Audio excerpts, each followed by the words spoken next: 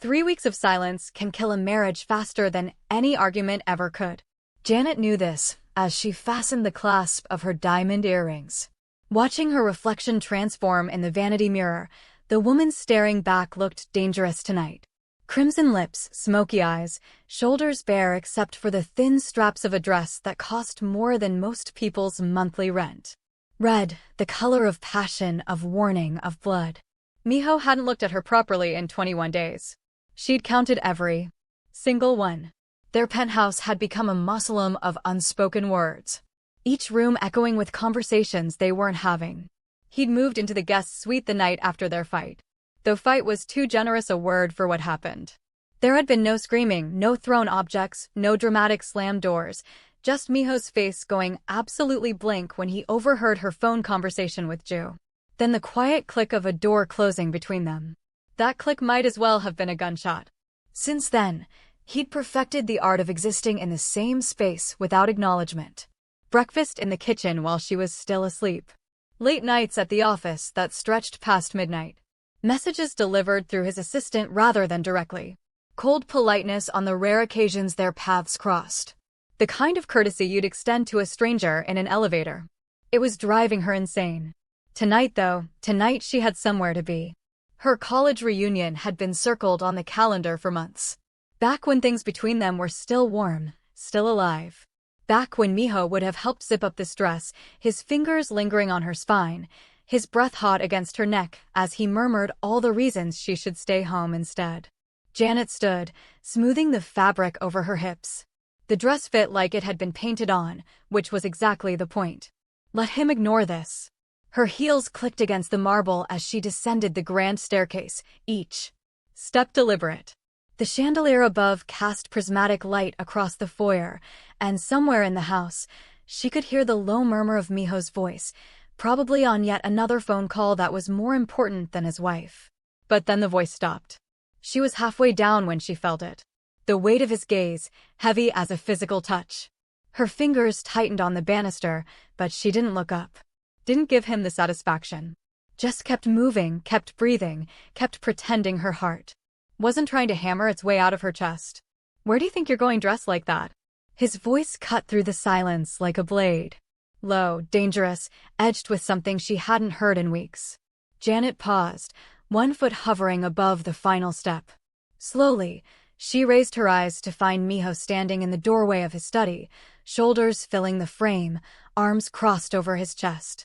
He looked furious. Get out. She stepped down onto the marble, meeting his stare without flinching. My college reunion, remember? It's been on the calendar for 3 months. Like hell you are. Miho moved then, crossing the distance between them with the predatory grace that had first drawn her to him 6 years ago. Back when he was just another ambitious law student with dangerous connections and eyes that promised sin. Before the empire, before the power, before everything got so complicated, before she'd said those words she couldn't take back. He stopped 2 feet away, close enough that she could smell his cologne, cedar, and smoke and something uniquely him. Close enough to touch, but the air between them crackled with 3 weeks of unspoken rage. You're not walking out of this house dressed like that, he said, each word carefully controlled. Not to see a bunch of men who spend the entire night undressing you with their eyes. Janet laughed, the sound sharp enough to cut. Now you care what I wear. Now you notice I exist. Don't test me tonight, Janet. Or what? She stepped closer, invading his space the way he'd invaded hers. You'll give me the silent treatment. Oh wait. You've been doing that for 3 weeks already. Tell me, Miho, how exactly will I know the difference? A muscle jumped in his jaw.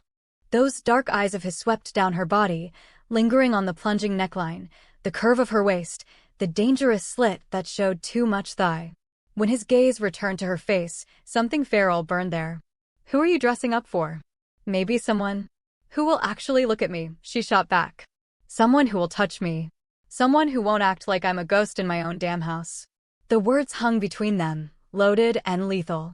Miho's hands flexed at his sides, and Janet watched the war play out across his face. Fury and hurt and possessive rage all tangled together into something explosive. You don't mean that, don't I? She grabbed her clutch from the foyer table, her movements sharp with frustration. You haven't said more than 10 words to me in weeks. You won't eat with me, won't sleep in the same room, won't even look at me unless you absolutely have to. So, forgive me if I'm a little curious about what it might feel like to be wanted again." She turned toward the door, her hand reaching for the handle. Miho moved faster than thought.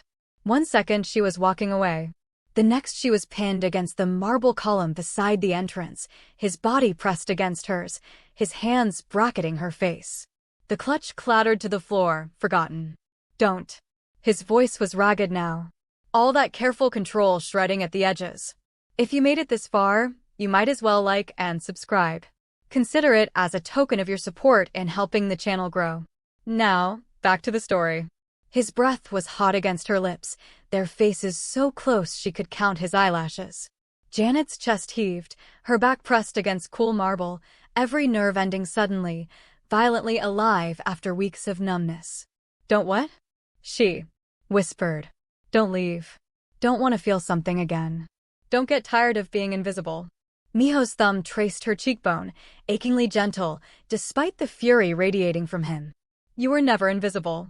"Then why?" Her voice cracked. "Why have you been treating me like I don't exist?" His jaw clenched. For a moment, she thought he'd retreat again, rebuild those walls he'd constructed so carefully between them. But then something shifted in his expression. Pain breaking through anger like light through storm clouds. "Because I heard you, Janet, on the phone with Joe." Each word seemed dragged from somewhere deep. "You said you felt trapped, that this marriage was suffocating you, that you didn't know how much longer you could." He stopped, throat working as he swallowed hard. Understanding crashed over her like ice water. "You heard that? That's why you've been." She pressed her palms against his chest, feeling his heart hammering beneath the crisp fabric of his shirt. "Miho, you didn't hear the rest of the conversation." "I heard enough." His hands slid down to her shoulders, fingers tightening. "I heard my wife tell her best friend she wanted out." "No." Janet shook her head, tears pricking her eyes. "God, no. That's not what I meant at all." "Then what did you mean?" The question came out broken. "Because I've been going insane trying to figure out what I did wrong, trying to give you space, trying to prepare myself for the day you actually leave." Her heart shattered. This man, this powerful, dangerous man who commanded empires and inspired fear and hardened criminals, looked absolutely terrified of losing her, of not being enough. "I felt trapped by your walls, you idiot. Not by our marriage." She cupped his face, forcing him to maintain eye contact. "You started shutting me out months ago, working later, sharing less, building this distance between us. I told you I felt trapped outside your life, not trapped in our marriage. I've been dying for you. To let me back in." Miho went very still. "What?" "Every time I tried to ask about your day, you'd deflect. Every time I suggested we take a weekend away, you had urgent business. You started treating me like an obligation instead of your wife." The tears spilled over now. "I felt trapped on the wrong side of the walls you built. I wasn't talking about leaving you. I was talking about feeling like I'd already lost you." His eyes closed. When they opened again, they were glassy with unshed tears. "I thought I was protecting you from what? From the reality of what I do. The violence, the politics, the constant danger." His forehead dropped to hers. "Things have been escalating with abuses in families. I didn't want you touched by any of it. Didn't want you to look at me and see a monster, so you just disappeared on me instead. I thought I was being noble." A bitter laugh escaped him. "Turns out I was just being a coward." Janet's fingers threaded through his hair, tugging slightly. "You absolute fool. I married you knowing exactly who you are. I don't need protection from your world. I need you to stop shutting me out of it. I thought I was losing you." His voice broke completely. "These 3 weeks have been hell. Every morning I woke up terrified it would be the day you packed your bags. Every night I lay awake knowing you were just down the hall, but might as well have been on another planet." "You were losing me," she admitted. "Just not the way you thought. I was drowning in your silence." Miho pulled back slightly, his hands framing her face like she was something precious and fragile. "I'm sorry. God, Janet, I'm so sorry. I was so sure you wanted space that I gave you an ocean. And then tonight, seeing you in this dress looking so beautiful it hurts to breathe, about to walk into a room full of men who'd kill for a chance." "There's only one man I want," she interrupted. But he's been sleeping in the guest room for 3 weeks. Something shifted in his expression. The fear melted away, replaced by heat that made her knees weak. His gaze dropped to her lips, then lower, tracking the plunging neckline of her dress with undisguised hunger. "This dress," he murmured, voice going rough. "Were you really wearing it for them?" "No," she smiled slightly. "I was wearing it for you. One last desperate attempt to make you see me again." "I see you." His thumb brushed her lower lip. "I've seen every inch of you for 6 years, and I'm still not satisfied." "Still starving for more? Then stop starving yourself." She arched against him. "Stop punishing us both." Miho made a sound low in his throat. Half growl, half surrender. Then his mouth crashed against hers. 3 weeks of desperate longing poured into one searing kiss. Janet gasped against his lips, her body igniting like he'd struck a match to gasoline. This was what she'd been craving. Not the polite distance, not the careful avoidance. This raw, consuming need that had always burned between them. His hands were everywhere, tangling in her hair, sliding down her spine, gripping her waist like he was afraid she'd evaporate. She kissed him back with equal ferocity, pouring 3 weeks of hurt and loneliness and desperate love into every movement. When they finally broke apart, both breathing hard, Miho rested his forehead against hers. His chest heaved against her body, and she could feel his heart racing as fast as her own. "The reunion," she whispered, though the words felt meaningless now. "Forget the reunion." His lips traced her jaw, sending shivers down her spine. "You're not going anywhere tonight. Possessive much when it comes to you?" He pulled back just enough to meet her eyes. "Always, especially when you're wearing a dress designed to start wars." Janet couldn't help the laugh that bubbled up. "It worked, didn't it? Got you talking to me again. Dangerous game you were playing." His hands slid down to her hips, thumbs tracing small circles through the thin fabric. "What if I'd actually let you walk out that door? Then I would have spent the entire night miserable, checking my phone every 5 minutes, hoping you'd call." She traced the line of his jaw. "I don't want anyone else, Miho. I never have. I just wanted my husband back." Something in his expression crumbled. "I've been such an idiot." "Yes, you have." She kissed him softly.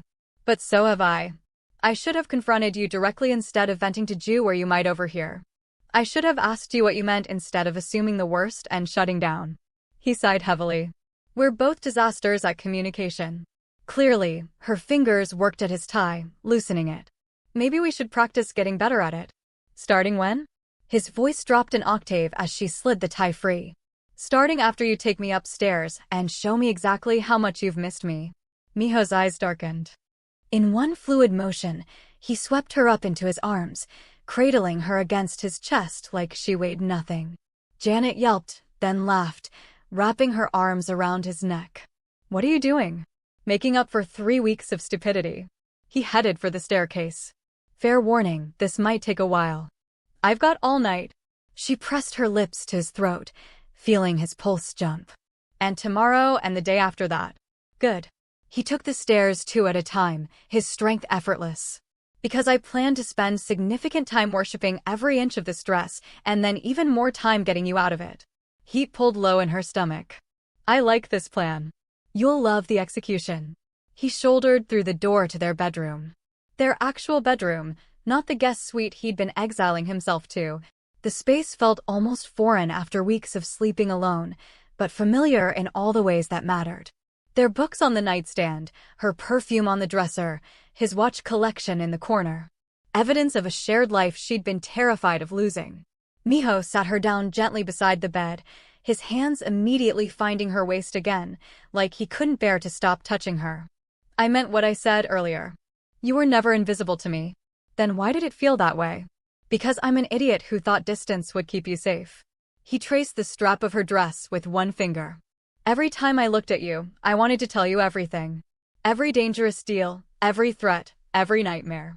But I convinced myself that knowing less would protect you more." "Protect me from what?" "Being your partner." She covered his hand with hers. "I didn't marry you to be kept in the dark. I married you to be by your side through everything. Even the ugly parts, especially those."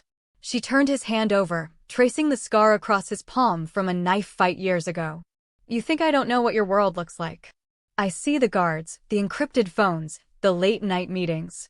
I'm not naive, Miho. I just want to be included. He was quiet for a long moment, studying their intertwined hands. The Bususan families have been pushing into our territory. There have been threats, violence. 2 of my men ended up in the hospital last month. I know. At his startled look, she smiled sadly. I have eyes. I notice when you come home with blood on your cuffs, even after you've tried to wash it off.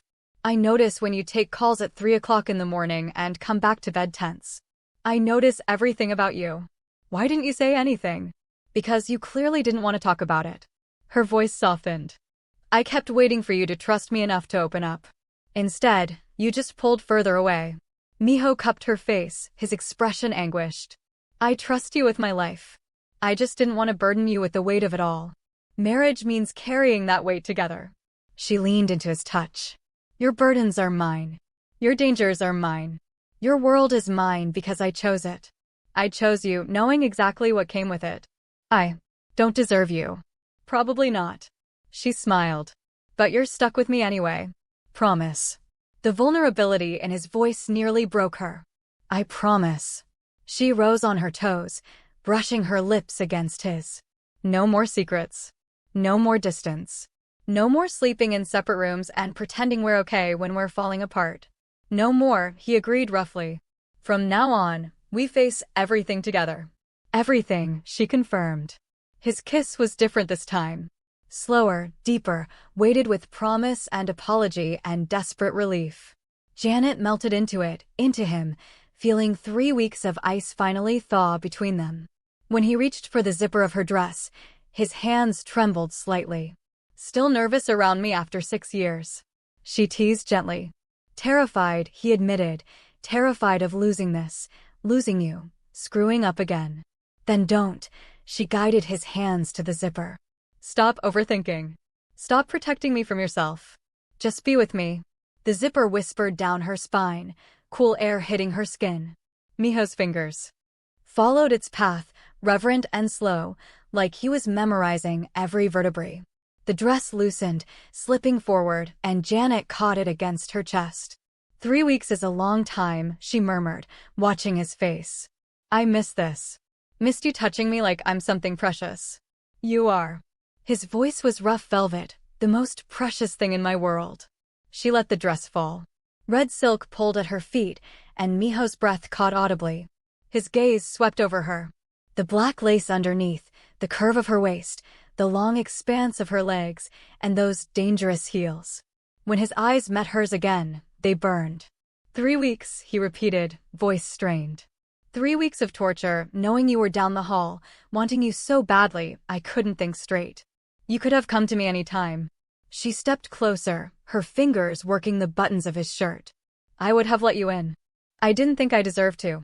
He sucked in a breath as her hands slid under the fabric, palms flat against his chest. Thought you hated me. I could never hate you. Button by button, she revealed smooth skin and hard muscle. Frustrated? Yes. Hurt? Absolutely. But hate? Impossible. His shirt joined her dress on the floor. Janet traced old scars she knew by heart. The bullet grazed below his ribs, the knife wound on his shoulder, the faded marks from a childhood she'd only heard about in pieces. Each one a story, a piece of the complicated man she'd fallen in love with. I want to know about Bususan, she said quietly. About the threats, about everything you've been carrying alone. Miho caught her hands, pressing them against his heart. Later. Right now, I need to focus on you, on us, on making up for 3 weeks of being an absolute fool. We have time for both. We have the rest of our lives for both. He lifted her hands to his lips, kissing each knuckle. But tonight, I need to show you something I should have been showing you every day. That you're wanted, that you're seen, that you're mine, and I'm yours, and nothing else matters. Her breath hitched. Miho, I love you. The words tumbled out raw and urgent. I love you so much it terrifies me. When I thought I might lose you, I couldn't breathe. Couldn't function. These 3 weeks have been the worst of my life because I caused my own hell. Tears pricked her eyes again. I love you too. Even when you're being an idiot. Even when you're shutting me out. Even when I want to strangle you. Especially then. Especially then. She smiled through the tears. Because underneath all the walls and silence and stupid masculine pride, you're still the man who brought me coffee every morning during finals week. Who learned to cook my grandmother's recipes because you knew I missed her. Who holds me through nightmares and makes me laugh when I'm stressed and looks at me like I'm the only person in the world who matters. His thumb caught a tear sliding down her cheek. You are the only person who matters. My empire, my power, my reputation. None of it means anything without you. Then stop pushing me away when things get hard. Never again.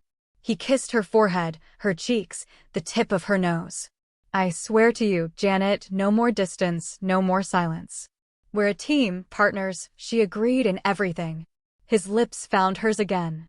And this kiss held a different energy. Not desperate or apologetic, but grounding, claiming a promise sealed with touch. Janet's hands slid up his chest over his shoulders, threading through his hair as she pressed closer. Miho made a low sound of approval, his arms banding around her waist, lifting her until her legs wrapped around him instinctively.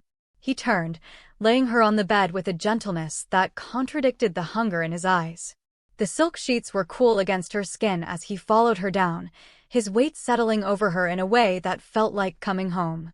Still want to go to that reunion? He asked against her throat. What reunion? She arched into him, gasping as his lips found the sensitive spot below her ear. I have no idea what you're talking about. His laugh was dark and satisfied. Good answer. Besides, she tugged him closer, hooking her legs around his waist. I have much better plans for tonight. Tell me. His hands mapped her ribs, her waist, the curve of her hip. I want to hear you say it. I plan to remind my husband exactly what he's been missing. Her nails dragged lightly down his back, making him shudder. I plan to make him beg for forgiveness. I'm already begging. Not enough. She rolled them suddenly, using his surprise to flip their positions until she straddled his hips, looking down at him. This powerful, dangerous man, completely at her mercy, sent a thrill through her. You put me through 3 weeks of hell. Miho, you don't get off that easy. His hands gripped her thighs, eyes dark with want. Then punish me. Make me earn my way back into your good graces. Oh, I intend to. She leaned down, her hair falling like a curtain around them. All night long, Janet. She kissed him before he could finish, pouring every ounce of love and frustration and desperate need into it. His hands roamed her back, pulling her closer, and she felt the last of the walls between them finally completely crumble. Hours later, Janet lay tangled in sheets that smelled like them. Sweat and perfume, and the aftermath of desperation finally satisfied. Miho's arm was draped across her waist, his chest pressed against her back, his breathing steady and warm against her neck.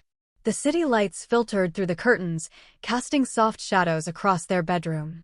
Everything felt different now, lighter, like they'd finally broken through to the other side of something that had been suffocating them both.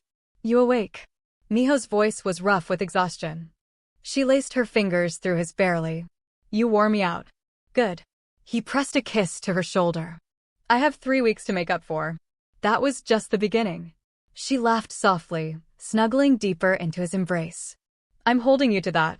They lay in comfortable silence for a moment, just breathing together, existing in the same space without walls or distance or fear. Tell me about Bususen, Janet said quietly. Please, I want to know what's been keeping you up at night. Miho tensed slightly behind her, but didn't pull away. Progress. The Kim family has been making moves into our shipping operations. They want control of the port routes we've maintained for a decade. How bad is it? Bad enough that I've had to triple security. Bad enough that I've been carrying a gun even inside the house. He paused. Bad enough that I was terrified they might use you to get to me.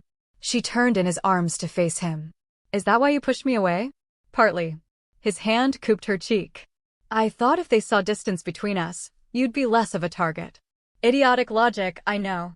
Extremely idiotic. She kissed his palm. If anything, me being isolated and alone would have made me more vulnerable. I realize that now. He looked pained. I wasn't thinking clearly. Just reacting out of fear. So, what's the plan? How do we handle the Kims? His eyebrows rose. We. She poked his chest. You just promised we're a team. Partners and everything. So, what's our strategy? Miho studied her face. Something like wonder crossing his features. You really want to be involved in this? I really want my husband to stop treating me like I'm made of glass. She sat up slightly, the sheet pooling around her waist. I can handle knowing about the dangers.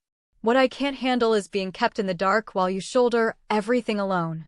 He was quiet for a long moment, then nodded slowly. We're negotiating. There's a meeting scheduled in 3 days. Neutral territory. Mediators present. If we can come to terms on territory division, the violence stops. And if you can't, then things escalate. His jaw tightened, which is why I've been so stressed. Every decision I make affects not just me, but you, our people, our future. Then let me help you make those decisions. She threaded her fingers through his hair. 2 heads are better than 1, and I'm smarter than you give me credit for. I know exactly how smart you are. He pulled her back down against him. That's not the issue. The issue is me being a controlling idiot who thought isolation equal protection. Reformed idiot, she teased, working on it. He kissed her temple. I promise to include you from now on in everything. The good, the bad, the dangerous. That's all I ask. She traced patterns on his chest. Well, that and for you to never sleep in the guest room again. Never again, he agreed fervently. I'd rather sleep on the floor in here than spend another night in that room without you. Drama queen. You're drama queen. He rolled them so he was hovering over her again, his weight supported on his forearms. For better or worse, remember? I remember. She smiled up at him, heartful. Through crime wars and communication failures and stubborn masculine pride. That wasn't in our vows. It was implied. Her hands slid down his back. Miho H. I'm sorry, too, for not being direct about my feelings. For letting you overhear something out of context instead of just telling you I felt disconnected. We're both sorry, he kissed her softly. We're both learning. We're both going to screw up again probably, but as long as we keep talking, keep fighting for this. He gestured between them. We'll be okay. We'll be better than okay. She pulled him down for a deeper kiss.